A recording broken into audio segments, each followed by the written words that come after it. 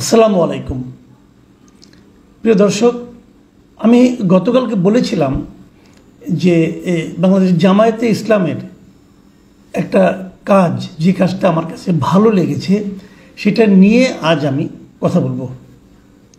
সে কাজটার কিছু না, তারা বেশ কয়েকটা বই বের করেছে।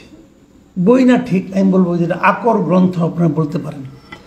10 খণ্ডের একটা প্রামাণ্য গ্রন্থের মতো ওনারা বের করেছেন। গ্রন্থটার নাম হলো, আমি আপনাদের দেখাই বইটা, এমনিও হাতে দেখাচ্ছি, স্ক্রিনেও দেখতে পারবেন। এই সেই বই। এই বইটার নাম হচ্ছে জুলাই 2024 বিপ্লবের শহীদ স্মারক, দ্বিতীয় স্বাধীনতার শহীদ যারা। এই নামে বেশ বড় আকৃতির একটা বই, আপনি দেখতে পাচ্ছেন। এরকম 10 খণ্ড, বেশ মোটা বই, কিন্তু আপনি লক্ষ্য করুন, বেশ মোটা বই। এরকম 10 খণ্ড, মানে এক একটা বইয়ের ওজন প্রায় 2 কেজির মতো হবে। 10 খণ্ডের একটা বই, একটা পুরো স্মারক গ্রন্থ ওনারা বের করেছেন। এটার মধ্যে কি আছে? এটার মধ্যে আছে এই জুলাই আগস্টের যে গণ অভ্যুত্থানটা হয়েছে, যেটাকে যে নামেই আপনি বলুন না কেন, বিপ্লব বলুন, গণ অভ্যুত্থান বলুন, দ্বিতীয় স্বাধীনতা বলুন, এক একজন তার রাজনৈতিক দৃষ্টিভঙ্গি থেকে এক একভাবে অভিহিত করছে। রাজনৈতিকভাবে এটাকে আপনি যে নামেই অভিহিত করুন না কেন, এই সময় যে একটা বড় ঘটনা ঘটেছে, এটা নিয়ে কারো কোনো দ্বিধা নেই। এবং এই বড় ঘটনায় কত লোক মারা গেছেন, কত লোক শহীদ হয়েছেন, অথবা কত লোক আহত হয়েছেন, তার সুনির্দিষ্ট কোনো হিসাব, নামকরণ, সংখ্যা, এটা কিন্তু আপনাকে কেউ বলতে পারবে না, সরকারও বলতে পারবে না। সরকার এক একবার এক এক কথা বলে। এই আন্দোলনের যারা মূল সেনানায়ক বা সিপাহসালার হিসেবে দাবিদার, সেই ছাত্ররা, আমরা যা কি বলি বৈষম্য বিরোধী ছাত্র আন্দোলন বলেন অথবা এনসিপি বলেন, যাই যে নামে তাদেরকে ডাকুন না কেন, এখন তাদেরকে জিজ্ঞাসা করুন, তারা আসলে অন্য কিছু নিয়ে ব্যস্ত। তারা শহীদদের নিয়ে ব্যস্ত না। শহীদদের জন্য একটা জুলাই ফাউন্ডেশন পর্যন্ত হয়েছে, সেখানে এখন দেখা যাচ্ছে যে এই টাকার ভাগাভাগি নিয়ে নানা ধরনের সমস্যা হচ্ছে। যে যারা শহীদ হন না, যারা অন্য কারণে মারা গেছেন, তাদেরও কিন্তু নাম এখানে ঢুকে যাচ্ছে, এবং সেটা নিয়ে নানা রকম মানে আপনার টানাটানি চলছে। কেউ বলছে আমার বাচ্চা শহীদ হয়েছে, কেউ বলছে হয়েছে, আবার অনেকে বলছে না হয়নি। এরকম নানা ধরনের, আমি বলবো এক ধরনের নোংরামিয়ে চলছে। কিন্তু সুনির্দিষ্টভাবে যে একটা দলিল, একটা ডকুমেন্ট করা, এটা কেউ করেনি। যে সরকার, এই সরকারকে আমি মনে করি সেই আন্দোলনেরই ফসল। যে লোকগুলো প্রাণ হারালো, তাদের রক্তের বিনিময়ে এই সরকার উঠেছে।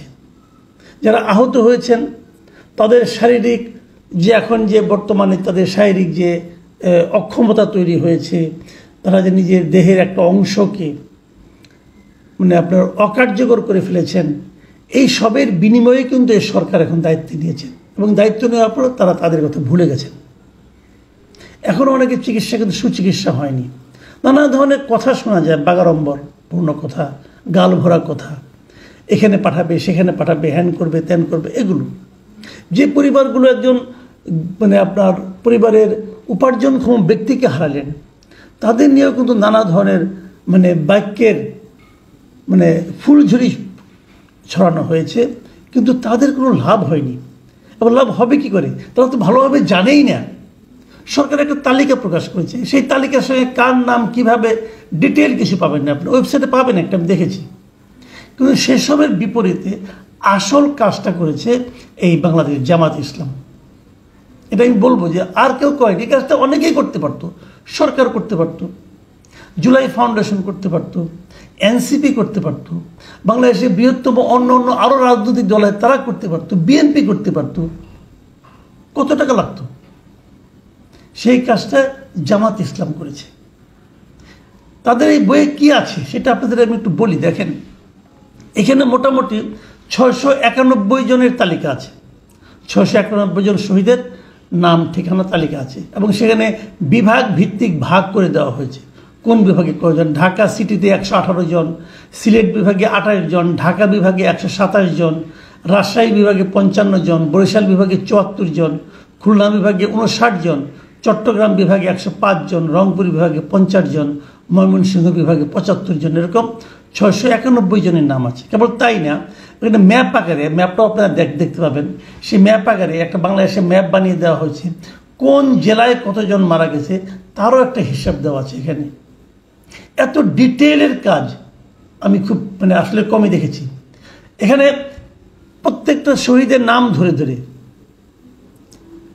সেই শহীদের পরিচিতি, যে কে সে, তার নাম কি, তার বাড়ি কোথায়, এবং তার ফ্যামিলির কে কে আছে, এবং তারপর মৃত্যুর সময় সে কী কাজ করত, কিভাবে তিনি শহীদ হলেন, কোন কাজ করতে যে শহীদ হলেন, কোথায় শহীদ হলেন, জায়গাটা, স্পটটা কি, এবং ওনার আগের ছবি এবং শহীদ হওয়ার পরের ছবি, যেখানে তিনি প্রথম পাওয়া গিয়েছিল সেখানকার ছবি, অথবা হাসপাতালে আনার পর গুলিবিদ্ধ অবস্থায় অথবা যেভাবে তিনি মারা গেছেন তার ছবি, এবং অনেক ক্ষেত্রে যেখানে যেখানে ডাক্তারের সার্টিফিকেট পাওয়া গেছে সেই সার্টিফিকেটের ছবি, এমনকি প্রত্যেকটা ব্যক্তির এনআইডির ছবি পর্যন্ত দিয়ে দেওয়া হয়েছে।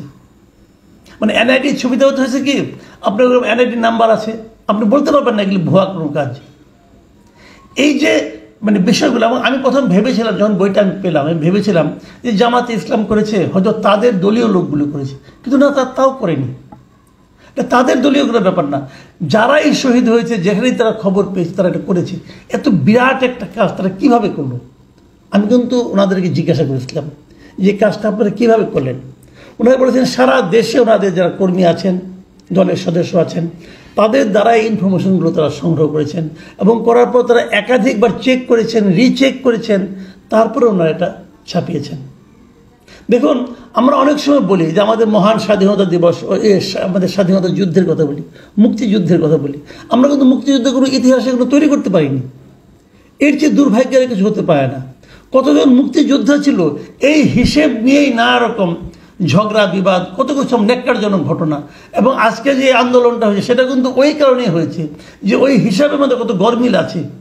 একজন লোক মুক্তিযুদ্ধ করে, মুক্তিযুদ্ধের সময় তো জন্মও হয়নি, সে লোক মুক্তিযোদ্ধা হয়ে গেছে, এরকম ঘটনা আমরা দেখেছি। তো তার বিপরীতে এরকম একটা তালিকা করতে পারাটা আমি মনে করি একটা বড় কাজ। আমাদের মুক্তিযুদ্ধের সময় একটা মাত্র বড় কাজ হয়েছে এক মুক্তিযুদ্ধকে নিয়ে, সেটা হলো মুক্তিযুদ্ধের দলিলপত্র। আমাদের একটা দলিলপত্র সংগ্রহ করা হয়েছে, বিশাল একটা দলিলপত্র, এটা হাসান হাফিজুর রহমানের সম্পাদনা, ওনার তত্ত্বাবধানে একটা বিশাল দলিলপত্র সংগ্রহ করা হয়েছে। সেটা একটা বড় কাজ, কিন্তু এছাড়া আর কোনো নাই। আমাদের স্বাধীনতা যুদ্ধে শহীদ কত হয়েছে, 30 লাখ না কত লাখ, এটা নিয়ে নানা ধরনের প্রশ্ন আছে। কতজন নারী তাদের সম্ভ্রম দিয়েছেন তার হিসাব নিয়েও নানা ধরনের কিন্তু বিতর্ক আছে। এই বিতর্ক কিছুই থাকতো না যদি আমরা স্বাধীনতার পরপরই এই কাজগুলি সম্পন্ন করতে পারতাম, মুক্তিযুদ্ধের তালিকা করতে পারতাম, যদি পারতাম, যদি আমরা শহীদদের তালিকা করতে পারতাম, যদি আমরা এই সম্ভ্রম হারিয়েছে যে নারী, বীরাঙ্গনা নারী, তাদের তালিকা করতে পারতাম। আমরা করিনি, বরঞ্চ না করার কারণে গত 50 বছর ধরে এটা নিয়ে রাজনীতি হয়েছে। তালিকাটা করে ফেলানো উচিত ছিল, আমরা পারিনি। কিন্তু এক্ষেত্রেও কিন্তু সেই রাজনীতিটা হতে থাকবে। কিন্তু জামাতে ইসলাম একটা বেসিক কাজ আমি মনে করি করে ফেলেছে, এবং জামাতে ইসলামী জানিয়েছেন যে ওনাদের কিন্তু এই যে 691 জনের যে তালিকা, এটাই কিন্তু শেষ তালিকা নয়। ওনারা বলছেন আমরা আরও পাচ্ছি, যখনই যেটা পাচ্ছি সেটা নিয়ে অগ্রসর হচ্ছি, কিন্তু সেটাকে সব একবারে পাওয়ার জন্য অপেক্ষা করছি না। যে পর্যন্ত পেয়েছি আমরা সে পর্যন্ত করে ফেলেছি। 10 খণ্ডে তারা যেটা করেছেন, আমি মনে করি বাংলাদেশের ইতিহাসের ক্ষেত্রে, ইতিহাস লেখার ক্ষেত্রে যারা পরবর্তী সময় ইতিহাস লিখবেন তাদের জন্য এটা একটা গুরুত্বপূর্ণ আকর গ্রন্থ হিসেবে বিবেচিত হবে। এবং এই বইটার মধ্যে দলীয় খুব একটা প্রচার আমি দেখিনি, কিন্তু হ্যাঁ একটা মুখবন্ধ আছে, সেখানে দলের কোনো কথা নেই। তারপর জামাতে ইসলামের আমিরের একটা বক্তব্য আছে প্রতি খণ্ডে, সেখানে উনি দলের কথা বলেছেন, কিন্তু তার মানে এই নয় উনি দাবি করেননি যে এই আন্দোলনটা ওনারাই করেছেন অথবা অন্য কিছু, সেরকম কোনো দাবিও নেই। সেই লেখাটাও খুবই সুলিখিত ভূমিকা আমার কাছে মনে হয়েছে। আরেকটা জিনিস, সেই জিনিসটা হলো, যে জিনিসটা আমি বলবো যেটা থাকলে ভালো হতো, সেটা হলো এই বইটার সহজলভ্যতা। এটা কিন্তু সবার কাছে আপনি চাইলেই বইটা কিন্তু পাচ্ছেন না, কোথায় পাবেন তার কোনো আপনার পরিচিতি নেই, এবং এই বইটা বাণিজ্যিকভাবে বিক্রি করা হবে কি না সেটাও কোথাও লেখা নেই, বিক্রি করা হলে কত টাকা বিক্রি করা হবে সে বিষয়ে কোনো তথ্য এই গ্রন্থগুলিতে নেই। এটা থাকলে আমি মনে করি ভালো হতো। যদি এরকমভাবে জামাত ইসলামকে আমি বলবো আপনারা এটাকে বাণিজ্যিকভাবে বাজারজাত করেন, তাতে কী হবে, প্রত্যেকটা মানুষ এই ইতিহাসটা তার কাছে রাখতে পারবে। পরবর্তী সময়ে যদি কেউ নতুন নতুন শহীদ আবিষ্কার করতে যায়, আজকাল থেকে 10 বছর অথবা 15 বছর পরে, কে জানে, হতে পারে মুক্তিযুদ্ধ নিয়ে যেরকম বাণিজ্য হয়েছে, এটা নিয়ে যে বাণিজ্য হবে না তার কোনো গ্যারান্টি নেই। তখন যেন সবাই যার যার হাতে থাকা বই দিয়ে এটা মিলাই নিতে পারে। প্রিয় দর্শক, আমি প্রত্যাশা করব দেশের প্রত্যেকটা রাজনৈতিক দল অন্ততপক্ষে এই কাজে জামাত ইসলামকে অনুসরণ করতে পারেন। যারা বড় বড় রাজনৈতিক দল আছেন, যারা আগামীতে ক্ষমতায় যাবেন বলে ভাবছেন, নিজের দলের কথা বলছেন, তারা এই জাতির জন্য, এই শহীদদের জন্য, এই আহতদের জন্য এরকম তথ্যভিত্তিক কোনো কাজ কেন করছেন না এখনো, এটা ভেবে আমি একটু বেদনার্থ হচ্ছি। প্রিয় দর্শক, এখন এ পর্যন্তই। আল্লাহ হাফেজ।